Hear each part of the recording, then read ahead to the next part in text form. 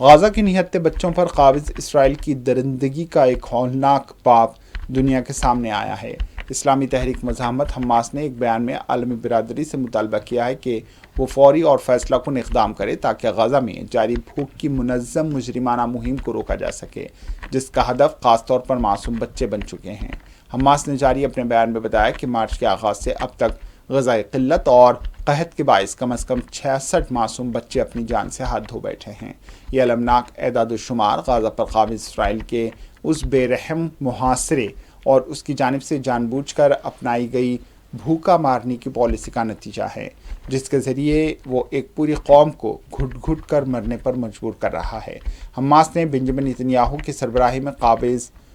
اسرائیلی حکومت پر شدید الزامات عائد کرتے ہوئے کہا ہے کہ وہ غزہ کے بے گناہ شہریوں خصوصاً بچوں کو دانستہ طور پر قحط اور بیماری کا نشانہ بنا رہی ہے۔ یہ اقدامات نہ صرف بین الاقوامی قوانین کی کھلی خلاف ورزی ہے بلکہ تمام انسانی اقدار اور اخلاقی اصولوں کو بھی پامال کرتے ہیں۔